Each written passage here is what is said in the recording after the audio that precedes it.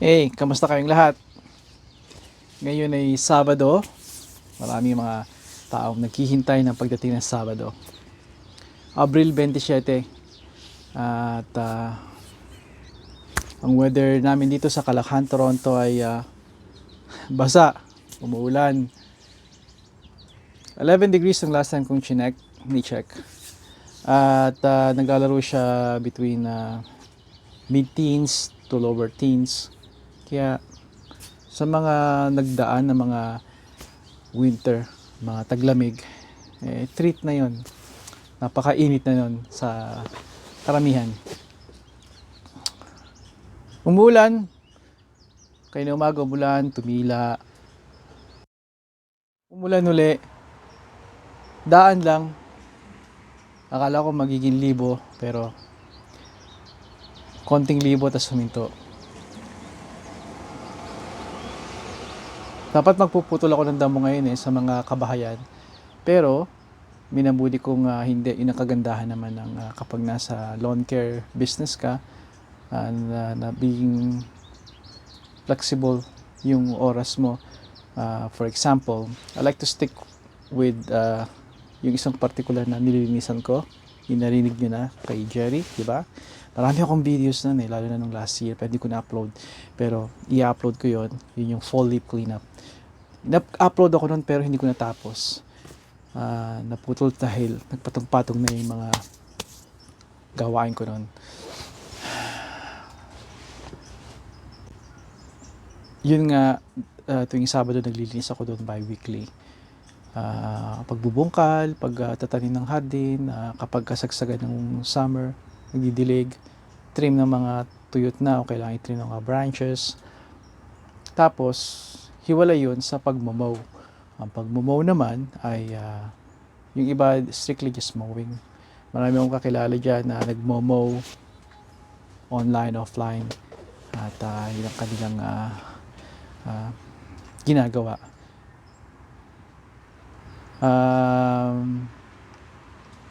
Consider that. Mag-umpisa kayo sa mga bahay-bahay, sa sarili nyong bahay, sa mga kamag-anak nyo, kung nakatira naman kayo sa apartment, at sabihin yung sementado lahat or ang landscape nila mga paved, wala talagang lawn, and you can find a way. You'll find a way. Doon kasi ako nag-umpisa yung patabas-tabas sa mga kaibigan. Tapos may isa akong particular na gustong ipakita sa inyo, ipakilala. Kaibigan ko na pumanaw na, pero marami akong kwento tungkol sa kanya.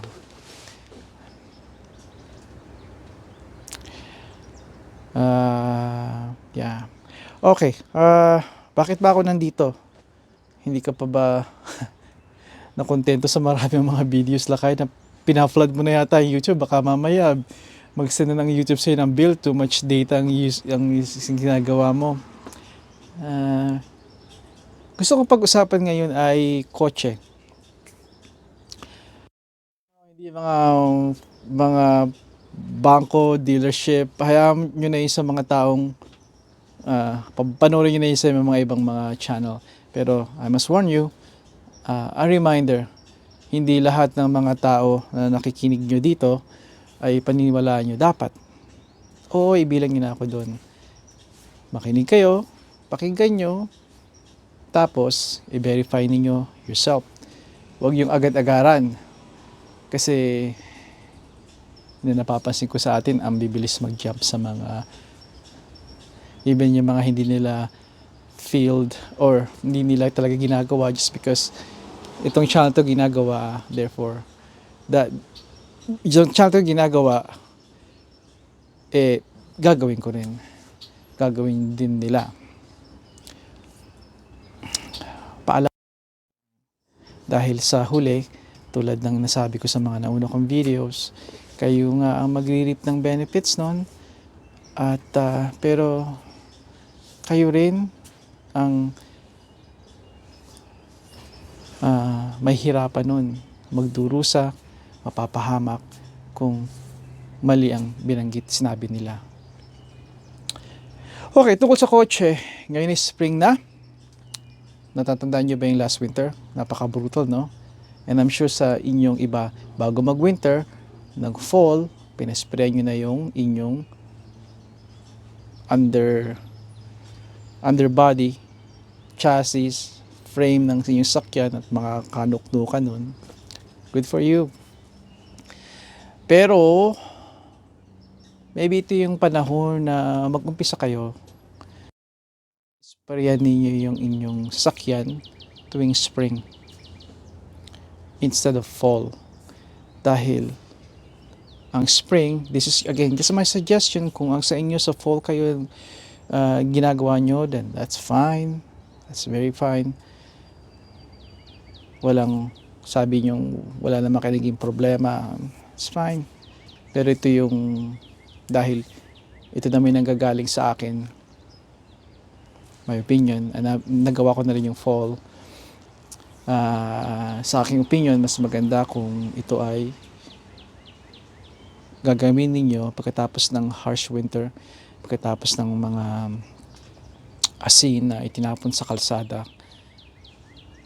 Pagdating ng winter, ng spring, saka kayo magpa-spray yung sasakyan. I think mas mabisa yon. Of course, ang mas mabisa ay dalawa, spring at fall. Tapos sasamahan nyo pa yun ng every week. Magpapaspray kayo after a snowstorm during the winter. Magpapa-car wash kayo ng underbody every week. Napakaganda noon. Pero sa realidad, masyadong mahal yon at marami sa atin na gusto makatipid sa mga ilang bagay. Kaya spring sa akin ang ideal time para magpa rust proofing.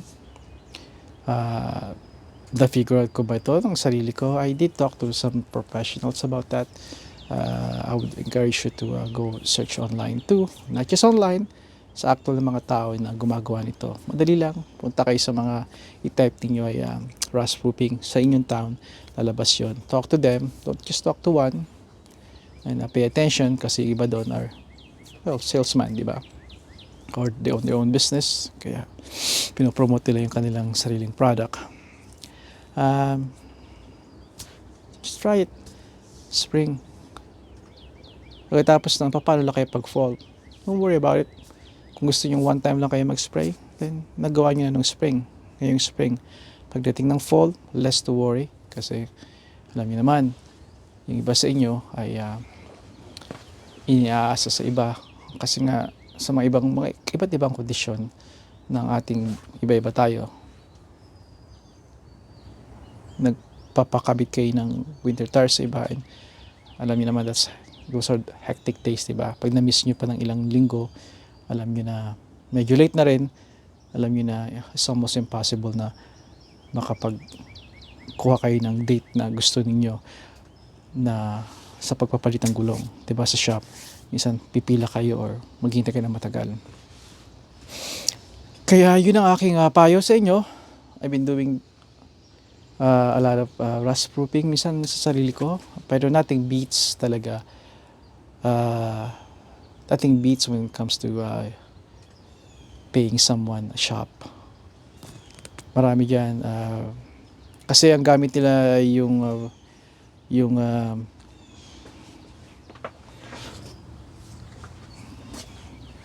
gamit nila kasi yung mahabang wand stick na ganito. Na ini-stick nila sa mga pintuan, sa mga singit-singit, sa mga fender. And it's pressurized. Ang mist na lumalabas sa dulo ng nozzle nila ay pressurized, meaning so kapag nag-spray ka, let's say ako mag-spray ng sarili kong sasakyan, let's say I have the tools at umasa lang ako sa spray ng can, ordinary can, di ba? Like this, pressurized can, doesn't hindi ito kayang i-beat yung compressed air nandito, pressurized. I'll talk about that mamaya. Kaya pag yung can lang,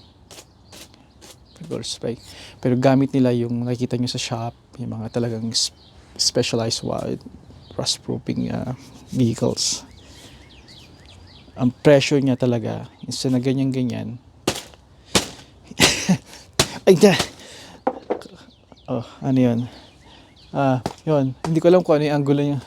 Talagang dinidikdik niya sa mismong bakal ng inyong sakyan. It's good. At kung mayroon mga rust na doon nag-build up, you will get to papasok yung sa pinakang loob-looban pa.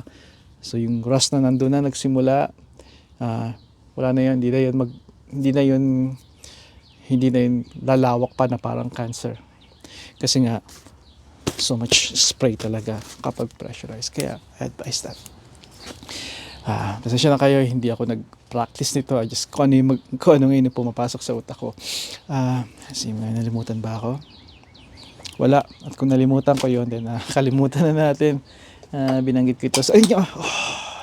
Wow! Hey, for a 50-year-old guy,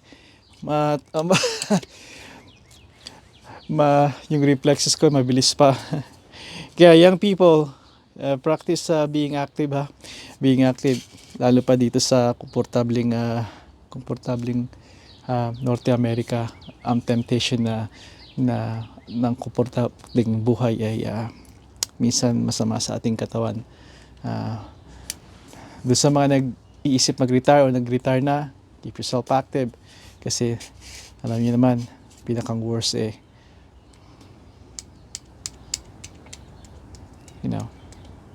sa bahay lang, nakaupo.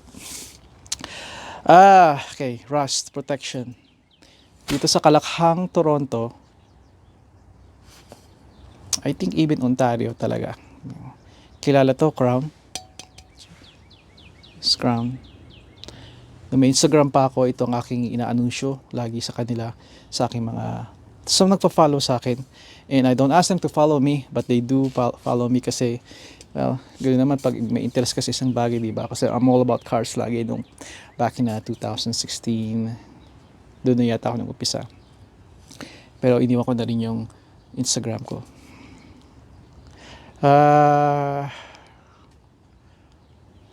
This is good stuff. Although it's runny, meaning kapag in-spray nito sa inyo at pumunta kayo sa garahe ninyo, sa driveway ninyo, expect na pag alis niyo ng garahe, mayroong mga tumulong mga oil. That's fine. Pero would have been nice kung talagang may oil na mag-stick, which meron. Papakita ko sa inyo mamaya. Maraming mga shop, even yung mga talyer, nag-offer din ito. Pero ibang klase, another oil-based waterproofing product nila. Minsan gawa sa kanila o minsan inaangkat nila sa ibang mga kumpanya and sila nag-spray. I would stick with kailangan alamin nyo yun kung ano yun. At just stick with a familiar or name brand na kilala na. That way, alam nyo na subok na, di ba? It's been proven many years na ito. Crown. Para na ako nag-a-add wala, again. Gusto ko lang makatulong sa inyo, lalo na doon sa mga pamilya pag gumagawa ko nito. At alam kong gagawa pa ako ng marami tungkol sa kotse. Alam ko hindi ako mekaniko, pero I've gained so much knowledge, and those knowledge I really love to share it with you. Lalo nga sa mga pamilya na nag-struggle pa rin kahit nandito. Na they have to watch every penny, every money. Where's oil? Every money nila.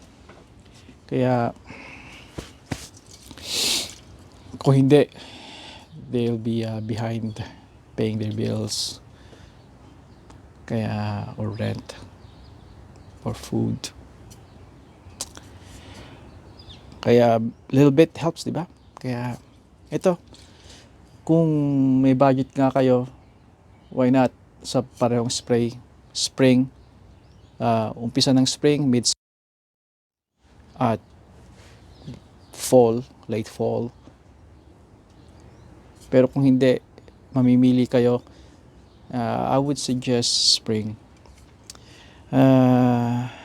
There's a I will not dive into very details kung bakit. I will just simply say it's better pagdating sa paglawak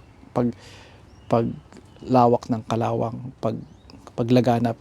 Spring is mas mabuti nga ang umpisa nun. At you can search that yourself. Plus, I suggest ko sa inyo, really talk to these guys. Call them, okay? Papaliwanag sa inyo mas detalye sa video na to. Pero I want you to spray that kasi kung you want to keep the car, you want to keep your love car, your old car, at hindi ka magpapalit. Alam ko may iba sa inyo katulad ko na isang kotse lang, isang pag-aari lang, and that's it. Diba? Yun lang. I'll take care of this car, Then, do that. Take care of it. Oil-based lagi. Ano man ang ipo-waterproof nyo, laging oil-based. Okay? Wag yung, meron silang tinatawag na, parang alam niyo, asfalto. Forgot the name. I know the name, pero I forgot. Again, yung parang binabalot nila yung buong bakal o frame ng inyong sakyan. Nilalagyan nilang, imagine yung asfalto, just covering it, coating it with all that black tar. Please, do not do that. Bukod sa mahal yon, that's about $300 and up. Back in my days, I would say 5, 6, 7, 8 ganong years ago, that's $300. Who knows, ngayon maybe double na. And don't do that, just all base. Okay, all base. Kasi pag sinabi nilang, yung coating na to, yung parang sa asfalto nga, it will give you almost the life of the car. That may be true, pero hey, once na mag-crack yung coating na yon, then dun pa mag-crack yung, pag kinote nila yung buong frame nyo at nagkaroon ng crack, at we will guarantee magka-crack yun, papasok ng moisture. At hindi nyo alam, you thought you have a nice, strong, solid frame. Hindi nyo alam sa loob, it's rotting from the inside. Kaya, no. Again, another good product ay fluid film. Now, may kamahalan nito kumpara dito. Nabanggit ko na ba sa inyo lahat ng mga ito tungkol dito? Bumibili ako nito ng isang box, a dozen. Back then, it was around $90. Kung bibili ito individual, nasa, I don't know, 12, 15 bucks. I know, laki ng natitipid, pero that's, ganun ang kalakaran. If you could really explore that, makakatipid kayo sa mga nagdi-DIYs. Anything to do with, anything na may cans, even brake cleaner. Let's see, this brake cleaner here. This is brake cleaner. Nalawig din naman ako, no? Pero madali yan to. Brake cleaner, I got this for $40. I'd say 12, 15 bucks din. Halos kapareho nito kung bibilhin nyo individually. Don't look for 40 bucks here anymore. I got this for 40 bucks and some change. Kasi tumataas na nga, di ba? Yung mga presyo ngayon. Pero still, napakalaki ng matitipid ninyo. Is fluid film. Nagkalat to sa crappy tire. We call it crappy tire. Pero yeah, Canadian Tire. At even sa Princess Auto, meron ito. Good. Ito yung makapal. Makapal ang kanyang, ito yung pag pinress mo, ito, mag-stick sa bakal talaga sa frame ninyo. At it will cover it well. Talagang protektado. Powerful rust and corrosion powerful rust and corrosion protection. Okay. Kasi ayokong ilagay itong camera ko kasi kapag nag-focus siya sa isa tapos tinanggal ko, then nakafocus na siya somewhere and lahat na blur. I ruined. I made so many videos, some mistakes yung ganun. Like snow blowing and lawn mowing. Ganda ng mga record ko, tapos biglang nothing but blur kasi nga dumaan ako sa malapit sa lente and somehow na auto focus na siya. Check out these. Hindi kayo magkakamali sa dalawang ito. Um, Pareho itong gamit sa aking mga sasakyan. Lahat, kaibigan, kamag-anak.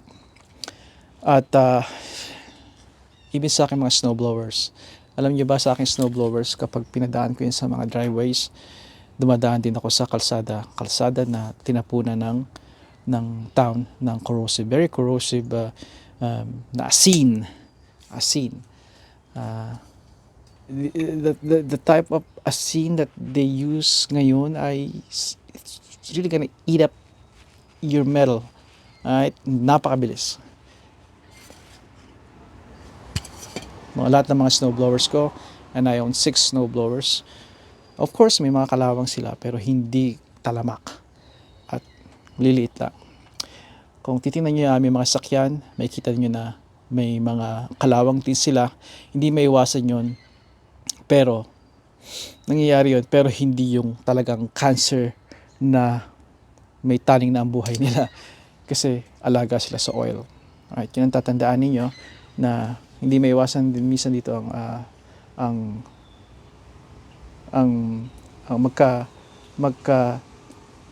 magkakalawang sa sakyan nyo. Kasi it only takes a little chip, natanggal ang pintura or na-scrape sa bottom. You don't know what's going on. Very violent yung bottom pag nagdadrive kayo. Mga chips na mga pebbles, ganoon. Pebbles, kahoy, ipot, gasgas, mga kung ano naman na magpapasira sa pintura nyo or magpapagasgas sa inyong frame sa ilalim. That's enough para makapasok ng kalawang din. And kung hindi protektado, nitong mga ito, ball base na ito, mga lubricant, ito nga rust protection ito, it will slowly eat up your car. Kaya consider this, springtime. I'll do my best kung makakapag video ko nito kapag dinala namin ang sasakyan namin. Isa sa ito, dadalhin ko sa meron kami ditong isang malapit na lugar kung saan they offer this service, rust protection. Ang product lang gamit ay Crown. At baka bumili rin ako sa kanila ng isang box uli nito kasi naubusan na ako nito. Maganda itong carry it around, not carry it around, but ilagay nyo sa inyong kotse, alright, or ilagay niyo sa inyong shop, sa inyong garahe, tagiliran ng bahay. Okay, I'm back. Paumanhin.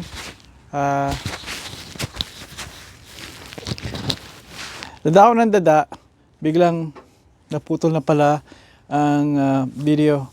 Meron pa akong battery, pero sadya siguro namatay na yung battery. Namatay na yung phone kahit meron pa akong battery. Kaya mukhang malamig pa para sa luma kong phone ang temperatura ngayon. Apparently. Pero tinapos ko na. Pinanood ko yung huling segundo ng pagsasabi ko. Kaya siguro tama na yun. I've said more stuff about the oil at yung saka na yun. Yeah, saka na yun. It's over 20 minutes na. And I think we should cut this na.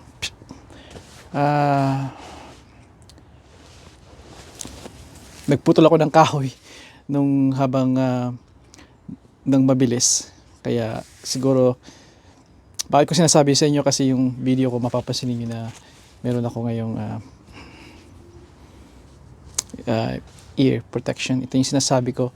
I have this, di ba? Tapos ito, may kinig ako ng music, podcast, my favorite. Again, check it out. Si Jordan Peterson at si Les Brown, yung mga motivational. Matagal na si Tony Robbins pero still good na marami doon nagkalat na marami dyan sa mga podcast, mga Spotify. Check it out. At kung meron kayo ito, this is wonderful. Wag lang matagal kasi sasakit din yung tenga ninyo kasi this goes through your ear canal ba yun? Tama ba ako yung sa butas ng tenga? And But this is, sabi ko nga sa mga anak ko, sinabi nila, no, tatay, ngayon nga, may video ka, maging influencer ka na rin. And like, ano yung ma-influensya mo sa kanila? Oo, biro ko na hindi lang yung una yung pagkakataon namin nagkwento nun, nag-usap. Biro ko, well, siguro yung jewelry. Ito yung jewelry ng mga lawn care. May kita ko isa sa kanila, they'll be using this, which is amazing. Maganda to. It retracts. Ay, ito na naman ako, di ba? So, ito siya. And, lalagay nyo lang dyan. It's so comfortable, hindi mo alam na nandito pala yung nakakabit sa leg mo. And nare-retract ito. Maraming versions sila, yung iba naka-dangle yung kanilang cord, yung earbuds nila, yung wire. Earplugs. Ito, you can see, it can extend to up to that. So, lagay nyo lang dito.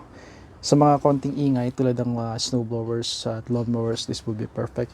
Pero sa mga malalakas tulad ng chainsaw at leaf blower, like yung backpack leaf blower ko, this will not give you enough protection. Kaya ang kinuha ko ay, see how easily it retracts, ay ito. This is nice. Now, meron sa internet na, check that out, maring sa inyo yun, para sa inyo, ISOtunes, ISOTUNES, and 2.0, second version yon. Amazing. Baka yun ang bilhin ko na next time. We'll see. Kasi yon pinagsamang music nyo, Bluetooth. Pwede ka rin kayong makapagsalita kung may tumawag sa inyo. Katulad nito. Neckband. Plus, meron pa siyang mas pwede yon dito sa meron pa siyang ear protection din yon na approved ng OSHA. OSHA isa sa mga ahensya dito sa US.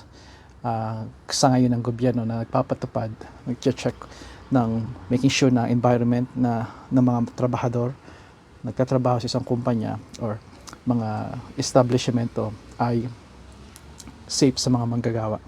Hanggang doon na lang muna. I don't know kung ano yung sa Canadian version nun.